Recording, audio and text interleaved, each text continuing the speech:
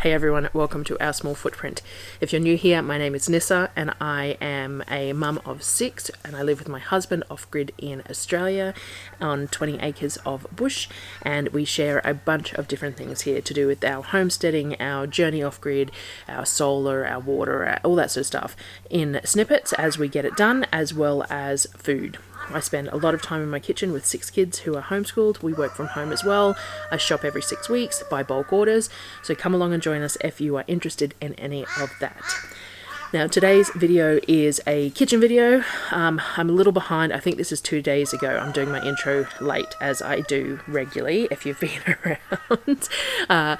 Yesterday Darryl had to take the dogs to be desexed. 2 of the girl dogs had to be desexed, so he was in an hour and a half away for the whole day. So yesterday was a bit of a write-off with getting anything done to do with videoing or anything like that. I had to do all the homeschool stuff as well as get admin work done and all whatever else needed doing. So I'm a little behind on this one. This one is 2 days ago, I think. And it was, what did we do that day? Let me think. I had to can the marinara. So we did firewood. I had to can the marinara sauce. I sorted out all the bolognese that I had left over. I made Asian style stir-fry noodles with beef that I velveted for dinner. And I made hamburger buns for that night for the next day. So I've got all that to share with you, and I hope you enjoy it, and I will see you again tomorrow or the next day whenever I get the next one out, and hope to see you then too. See you later, guys.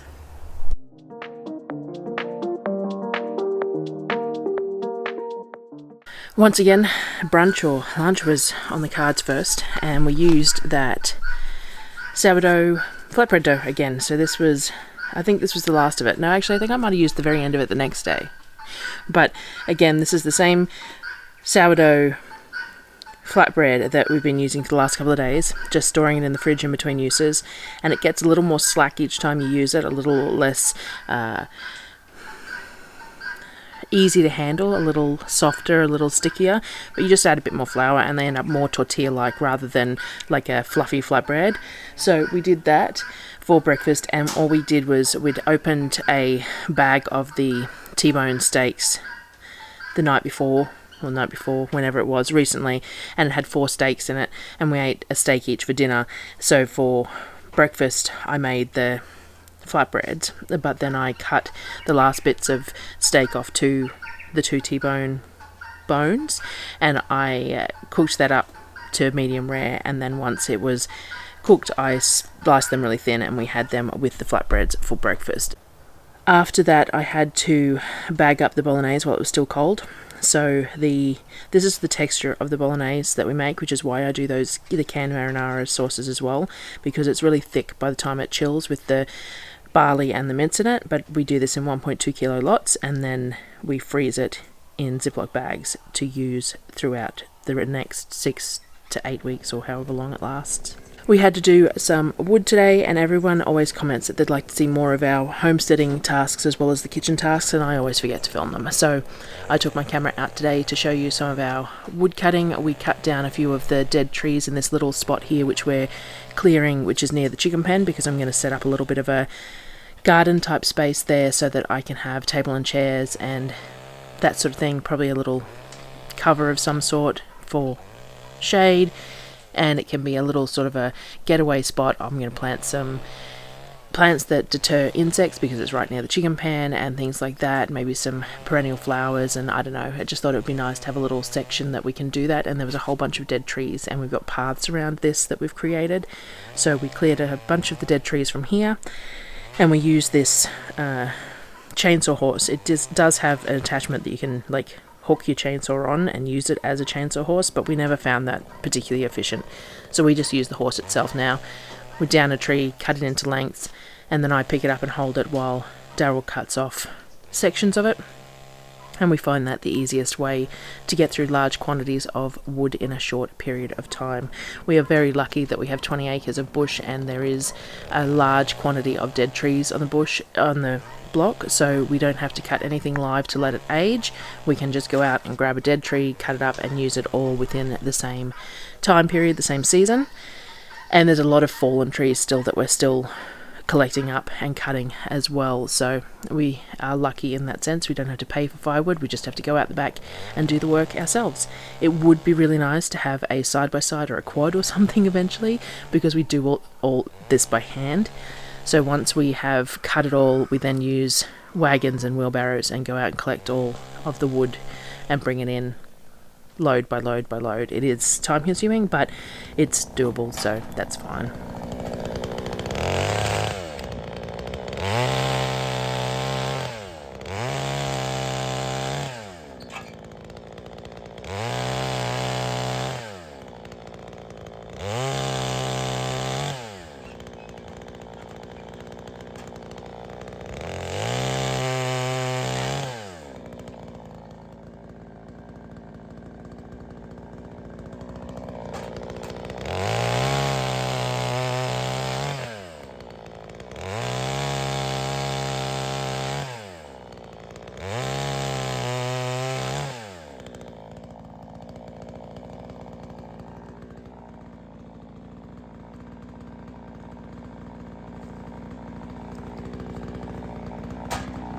After we'd done that, I got back to canning the marinara sauce. So I put the first batch in the canner of these jars. So I got 10 jars in the canner and then started filling the rest of the jars. So standard process for canning. I'm pressure canning these. You can water bath tomatoes if you are careful about what you're adding to them. The pH has to be correct for water bath canning, of course. And if you're adding too many low pH items, then you can't safely water bath can them. So I added more onion and more seasonings and things like that, things that may have kicked the pH out proportionately, and because of that I decided I was going to pressure can them. So I have them in just the 3 quarts of water, not covered. So filling the jars like standard, I fill them to just the shoulder, because pressure canning, there is a lot of movement in there too. They will siphon and overflow if you have them too high. Filled all the jars with the liquid. I then debubbled them with the back of a spatula because I can't find my debubbling tool. Made sure there was no air bubbles in them and went through all of them and did that. I think I forget to show that sometimes too, debubbling. So you do need to do it with most things. You need to just shove something down into the jar, not metal because you don't want to damage the jars, and you make sure that there's no bubbles hiding in the jars, because it changes the headspace and things like that. So I debubbled it and corrected any headspace issues for those jars. I did the normal cleaning the rims with a tea towel and some white vinegar, cleaned all the rims well, and then put the rings on the rims. So when you're cleaning the rims is a good time to check if there's any flaws in the glass as well. It's a good time to make sure that there's no damage that's going to affect the sealing. Put all the rings on the jars, and then I like to run a cloth with vinegar around the rings as well, just in case I had anything on my hands or there was dust on the rings. And then placed all the lids. I wiped the inside of the lids with vinegar as well. We live in a dusty, dirty place with an outdoor kitchen, so it's probably over the top for most places, but for us that's what I do. So I wipe the insides of the lids with the cloth with vinegar as well, place the lids and put the clips on. Now, Fowlers, these are Fowlers for collar jars. They don't recommend more than 1 clip. However, I am pressure canning these. My clips are old, and in my preference is to double clip, because I find that I lose jars otherwise. There is too much movement in the jars. I'd say the clips are a little bit stretched, whatever. My personal preference is to put 2 clips, but it is declared unnecessary through Fowlers, though Fowlers also states that you're not supposed to pressure can, so I don't know how accurate that is either. You can pressure can in these, and I do all the time, and so do many other people. So once they were done, I put them aside, ready to go into the canner once the next one has finished. Now these are going to chill quite considerably by the time the other canner is finished, so I'm going to have to bring the water temperature down in the canner as well, so that it's more even to the temperature of the jars. Remember that you want the water in the canner to be the same temperature as the jars that you're putting in, otherwise you risk losing the bottom of the jars because of thermal shock. After that, I wanted to make the lemon curd tea cake. So I still have these lemons that I'm working through. I have run out of tartaric acid, so I can't make my cordial yet. Darryl is going to fetch me some of that. So in the meantime, I'm making other things that are lemony. So there is Edna's lemon curd tea cake that I've heard about many times that is in the Thermomix community. It's been in the community for a long time. So I decided that I was going to make a batch of that. So I did the dairy-free curd in the Thermomix first with coconut oil. I did it the same way as I did last time. Lemon juice, coconut oil, sugar, turns the sugar to icing sugar first, eggs.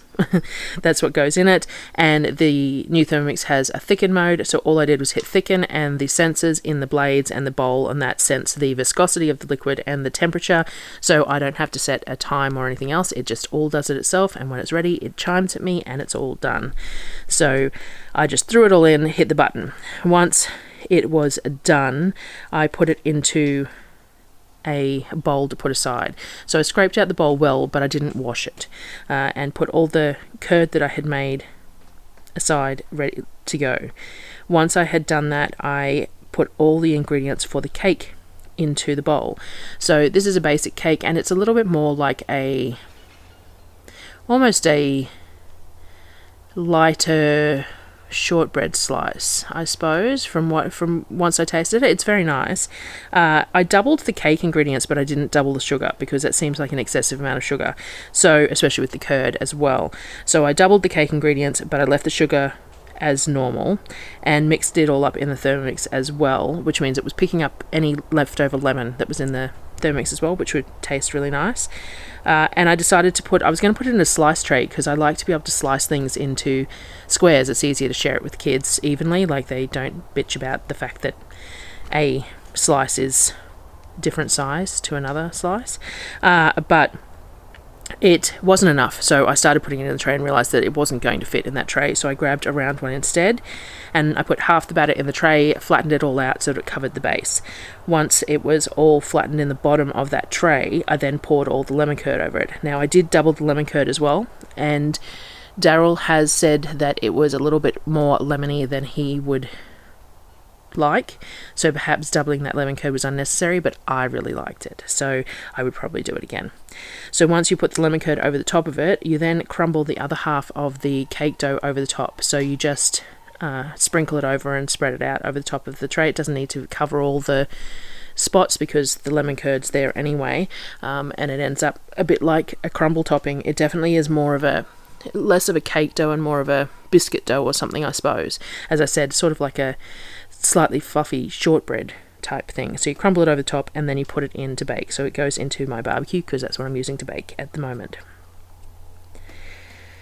While that was cooking, I decided I was going to make the Chinese style noodles that I had made the other day for dinner again. I was going to give them another go. I still don't have a smaller die, but I decided to give the larger die another go, and I was going to cook them a little bit longer. So I showed most of the method of this last time, but I used the Philips pasta maker. I have baked my bicarb soda, so the bicarb soda has been cooked in the oven for an hour at 150 degrees, so I have baked bicarb to use in my dough, and you put all your dry ingredients in, which is the 2 types of flour. It's a mix of all-purpose flour and bread flour, as well as some salt and the bicarb, and you set the machine on a cycle for 3 minutes to make sure that that is well blended. Once that is finished, you add your wet ingredients slowly and do another 3-minute cycle. So you pour your eggs mixed with your oil and water to a 220 ml amount, and you whisk that up, and then you turn the machine on and you pour that slowly through the holes in the top to make sure that you're slowly feeding it through, running it on another 3-minute cycle. Once that 3-minute cycle is completed, you pause and you run it again through another 3-minute cycle. Now, if you have a Philips machine and you haven't figured out how to do that, all you do is you turn it on and off at the power, and then you hold down the play pause button. You hold it until it beeps, and it'll do a 3-minute cycle without you needing to do all the other stuff at the beginning. So all up, it has three 3-minute cycles that you're running it through to knead it. And what you're doing is you're hydrating the dough really well here. After that, you leave it for 30 minutes rest. So once I'd done that, I walked away and left it for 30 minutes. While it was resting, I pulled out the stir-fry beef that I got. So we're having this with a beef and oyster sauce, sort of that kind of a thing. So I pulled the beef stir-fry out that I had. And what I did was I velveted it. So if you've never heard of that before, velveting is a way of tenderizing beef for things like stir fry where you're not going to cook them for very long. You can do it with lamb and pork too, I think. And it's what gives it that sort of a silky texture in, like when you go and buy Asian stir fry noodles from an Asian style store and you have that stir fry and the beef is almost melt in your mouth. It's that softer texture. That's because they've velveted it. So one of the ways to velvet it that is really simple is that you add about half a teaspoon of bicarb soda per 250 grams of meat, and then you mix it up and blend it, like cover it all, and then you stick it in the fridge. Now, depending on the cut that you're doing it with, they suggest not doing it with cubes because of the way it tenderizes. It's a little bit strange. Only strips. And it depends on the size of the strips and where those strips are coming from as to how long it needs velveting. These have been cut really thin, so I didn't want to leave it too long. So I only did it for about 15-20 minutes. So I just stuck it in the fridge for the 20 minutes. Now, done that 20 minutes, you rinse all the bicarb off them and pat them dry a little bit so that they don't have too much water when you fry them off. And that's velveting your beef. So I did that. This is what the cake looked like when it was baked. A very attractive cake too, for like if you were taking it somewhere for a morning tea or something. It looks impressive and it tastes really nice. Okay, so after the 30 minutes of the rest period, you then put it on for the last 3-minute kneading cycle because it'll do that 3-minute knead and then extrude. So I put it on for the last 3-minute knead and then extruded them, and they come out perfect. They don't stick together because they have whatever they have in them stops them from being real tacky. I do add a little bit of flour to them when I'm putting them onto a board if I'm not going to put them straight into hot water, and that's just to stop them from sticking to each other as they sit there and compress. So I just sprinkle a little bit of flour over them and mix them up. When it goes in the water to boil, then that flour is going to cook off them anyway. So I just let it run the whole cycle. Sometimes you have to push the dough towards the front of it, open it and push the dough to the front, and it runs for about 10-15 minutes to do the whole batch of noodles, and I just cut them off at the lengths of whatever length you want to cut them off and put them on a board and let it go. And these ones I tried boiling for 3 minutes at this size. They were possibly a little too soft at that point. They broke a little bit, which wasn't really an issue. It just meant that you had shorter noodles. The texture was pretty good though. The taste was pretty good. They worked out quite well. So I'm pretty happy with that, but I still would like to get my hands on a smaller die when I decide to allocate money towards there. We got the last of the jars out of the canner, so I ended up with 18 jars, I think, of maybe more than that. I can't remember, 18 to 20 jars of this marinara sauce. So that's going to go on the shelf, and that used all the large tomato tins that I had. So I do need to buy some more of them next month.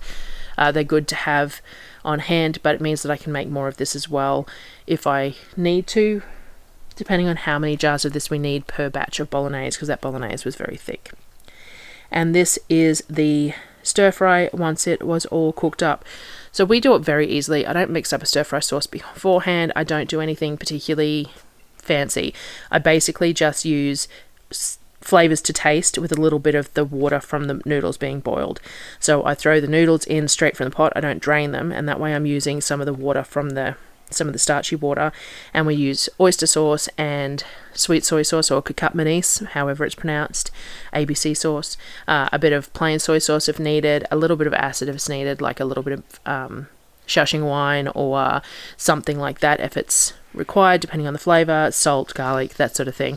Very basic, probably nowhere near authentic, but the kids really like it and I like the flavor of it too. So it's basically an oyster sauce marinade, and it tastes really good. The last thing I had to do for the night was make burger buns for tomorrow. So I did a batch of sourdough up that will go inside to proof overnight for my burger bun dough, which I have shared before, and it's one that I use milk in, but I don't use eggs in, because we found that we were trying a whole bunch of burger bun doughs and they all had eggs in them, and I didn't like the way they turned out. They were too cakey and not chewy enough, like they were too soft, and I really like my burger buns to have a bit of chew to them, not be that cakey texture. So I've sort of come to realize that I don't like an egg based dough for it. I like to add the fat from the milk. We use coconut cream and that sort of thing, but I don't like to add the eggs.